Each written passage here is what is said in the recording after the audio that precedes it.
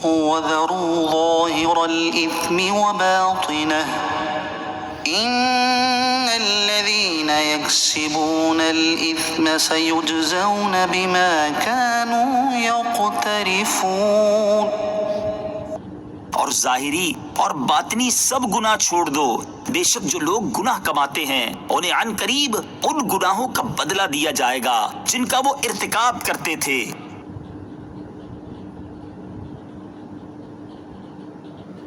ظاہری اور باطنی گناہ کی تفسیر میں دو قول ہیں۔ نمبر 1، ظاہری گناہ سے مراد وہ گناہ ہے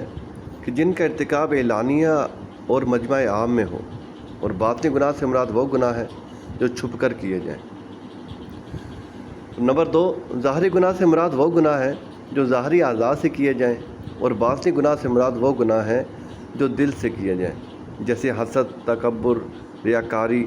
بغض و کینہ، بدگمانی اور برے کاموں کو پسند کرنا وغیرہ۔ اس کے علاوہ بھی کئی اقوال ہیں۔ خلاصہ یہ ہے کہ اس آیت مبارکہ میں ہر طرح کے گناہوں سے باز رہنے کا حکم دیا گیا ہے، چاہے گناہ کا تعلق جسم سے ہو یا دل سے، یا نیت و ارادے سے ہو، اعلانیہ گناہ ہو یا چھپ کر۔ ان الذین یکسبون الاثم، بے شک جو لوگ گناہ کماتے ہیں، یعنی وہ لوگ جو اللہ تعالیٰ کے منع کیے ہوئے کام کرتے ہیں اور ان گناہوں کا ارتکاب کرتے ہیں جو اللہ تعالیٰ نے حرام کیے ہیں، تو انہیں عن قریب آخرت میں دنیا میں کیے ہوئے گناہوں کی سزا دی جائے گی۔ یاد رہے کہ جس مسلمان نے مرنے سے پہلے اپنے گناہوں سے سچی توبہ کر لی تو اسے آخرت میں سزا نہ ہوگی۔ البتہ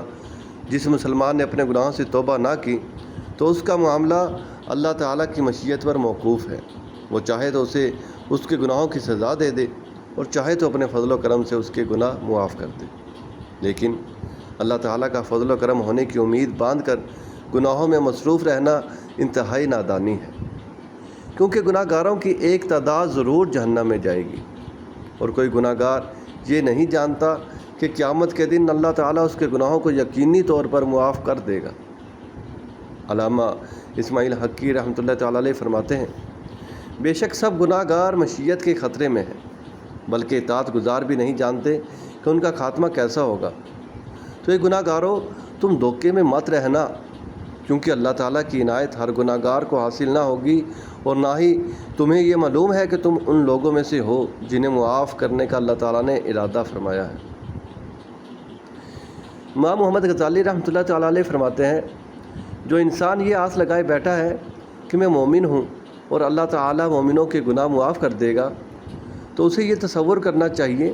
کہ شاید اللہ تعالیٰ اس کے گناہوں کو معاف نہ کرے، اور یہ بھی ممکن ہے کہ جب انسان اطاعت نہ کرے تو اس کا ایمانی درخت کمزور اور ناتواں ہو جائے اور نزع کے وقت موت کی سختیوں کے تند جھونکوں سے اکھڑ جائے، کیونکہ ایمان ایک ایسا درخت ہے جس کی پرورش عبادت کے پانی سے ہوتی ہے، اور جب اسے یہ پانی نہ ملا اور اس نے قوت نہ پکڑی تو اس کے اکھڑ جانے کے خطرات ہر وقت اس پر منڈلاتے رہیں گے۔ اگر وہ اپنا ایمان سلامت لے گیا تو یہ بھی امکان ہے کہ اللہ تعالیٰ اسے بخش دے، اور یہ بھی ممکن ہے کہ اسے عذاب میں مبتلا کر دے۔ لہٰذا اس آسرے میں بیٹھے رہنا کہ اللہ تعالیٰ مجھے بخش دے گا بہت بڑی حماقت ہے، اور اس شخص کی مثال اس آدمی کی طرح ہے جو اپنے مال و اسباب کو تباہ کر کے اور بال بچوں کو بھوکا چھوڑ کر یہ خیال کرے کہ شاید ویرانے میں خزانہ مل جائے۔ یہ شخص کی مثال اس آدمی کی طرح ہے جو کسی ایسے شہر میں رہ رہا ہو جس سے لوٹا جا رہا ہو، اور وہ اپنے خزانے اس امید پر نہ چھپائے کہ ہو سکتا ہے جب لوٹنے والا ہمارے گھر میں آئے تو وہ آتے ہی مر جائے گا، یا اندھا ہو جائے گا، یا وہ میرے گھر کو دیکھ نہ سکے گا۔ یہ سب باتیں اگرچہ ممکن ہیں،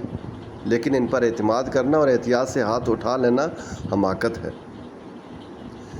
آپ رحمۃ اللہ تعالیٰ علیہ احیاء العلوم میں فرماتے ہیں، گناہ ایمان کے لیے اس طرح نقصان دہ ہیں جیسے مضر صحت کھانے جسم کو نقصان پہنچاتے ہیں۔ وہ معدے میں جمع ہوتے رہتے ہیں حتیٰ کہ اخلاط یعنی صفرا، بلغم وغیرہ مزاج کو بدل دیتے ہیں، اور اس کو پتہ بھی نہیں چلتا، یہاں تک کہ اس کا مزاج بگڑ جاتا ہے اور وہ اچانک بیمار ہو جاتا ہے اور پھر اچانک مر جاتا ہے۔ تو گناہوں کا معاملہ بھی یہی ہے۔ چنانچہ نتیجہ یہ ہوا کہ کہ جب اس فانی دنیا میں ہلاکت کے خوف سے وہ زہر سے بچتا ہے اور ان کھانوں سے فوری طور پر بھی اور ہر حال میں بچتا ہے جو نقصان دہ ہوتے ہیں، تو ابدی ہلاکت سے ڈرنے والے پر بدرجہ اولا گناہوں سے اجتناب ضروری ہے۔ اور جب زہر کھانے والے پر لازم ہے کہ جو ہی نادم ہو کہہ کرے اور اس کھانے سے رجوع کرے اور اسے معدے سے نکال دے اور یہ عمل فوری طور پر کرے تاکہ اس کا جسم ہلاکت سے بچ جائے،